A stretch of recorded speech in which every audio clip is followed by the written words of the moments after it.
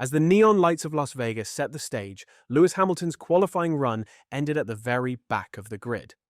Yet the spotlight quickly shifted to Ferrari, where a single decision may have sealed his fate. In a candid exchange with Sky Sports after qualifying, the driver revealed what really unfolded behind the scenes.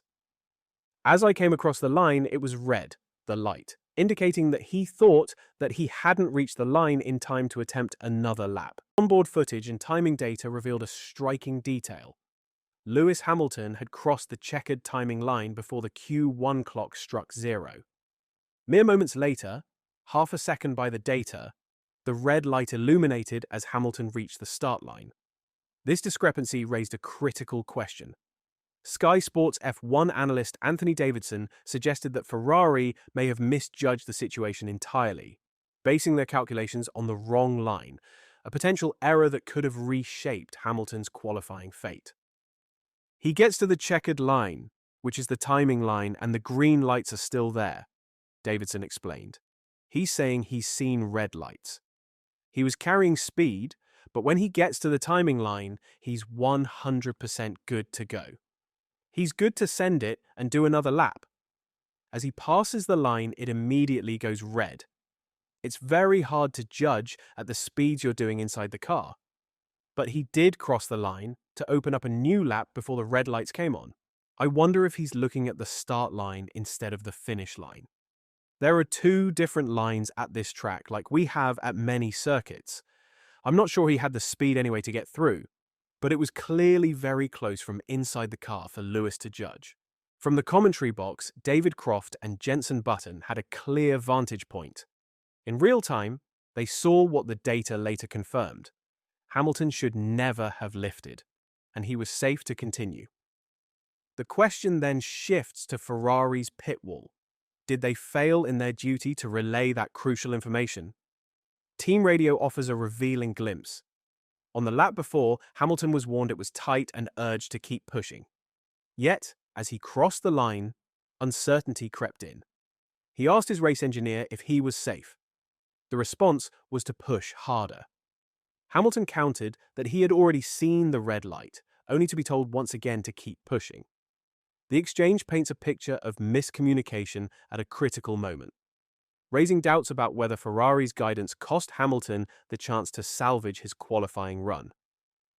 At that stage, it's too late, explained Sky Sports F1's Bernie Collins. He was given, before he got to the line, the information that it was going to be tight, and he needed to keep pushing. Then when he got the red light, he assumed maybe Ferrari had got the timing slightly wrong, or he didn't make the flag, or whatever. There was a lot going on. He thought he didn't get it. He instantly lifts off, but then it's too late. As soon as a driver lifts off, there's no point in telling him to push again because you've already lost the lap. All of those things went together, but to defend the Ferrari pit wall, I think the information was there. Hamilton's qualifying run unfolded under difficult circumstances. Yellow flags and damp conditions clouded his judgment in those decisive seconds. Yet, despite the challenges, Jenson Button offered no defense. In his assessment, Hamilton had misread the lights and erred in lifting off. Button argued that the driver should have pressed on, rather than assuming the opportunity had already slipped away. The critique adds another layer to the investigation. Was this a case of external factors or a fundamental misjudgment at the wheel?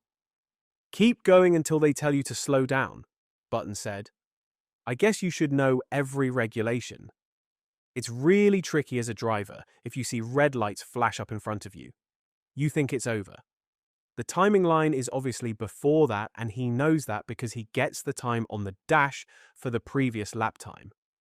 When it's that tricky, and there's so much going on, I think he's lost focus on what is correct for starting the next lap. He's not the first one who has probably made this mistake. The timing line is a different line to the gantry. You should know that."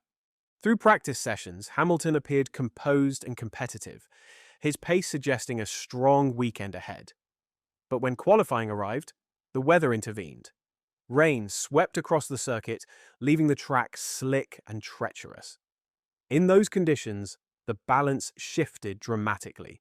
Hamilton struggled to unlock speed, his car sliding rather than biting into the asphalt. The result was stark. From promise in practice to the very back of the grid.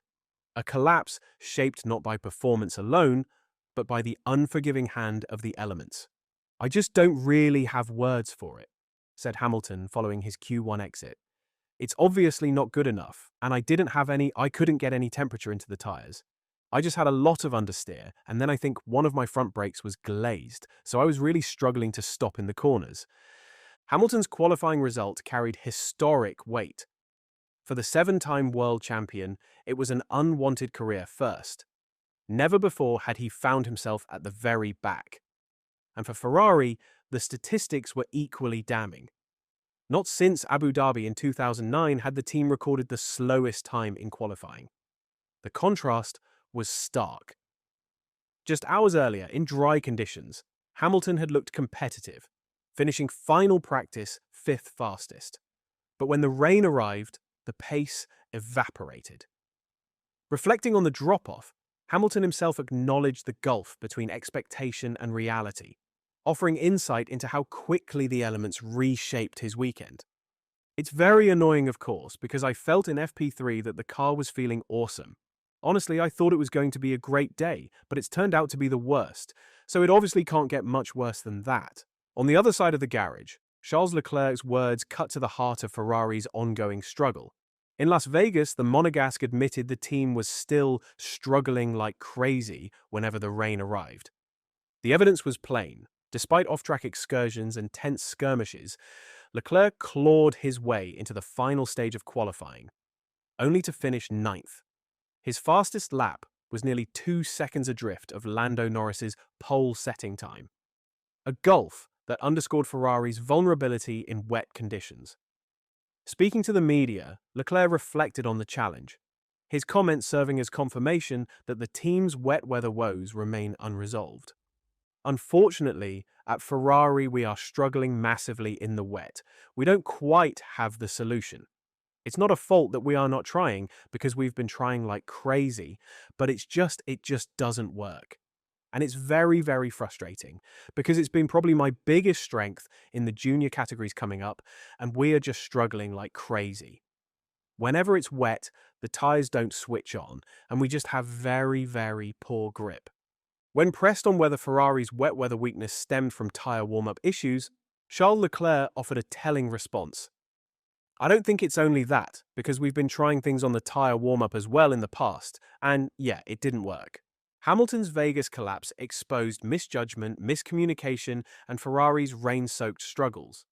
But was it driver error or team failure? What do you think truly cost him his qualifying chance?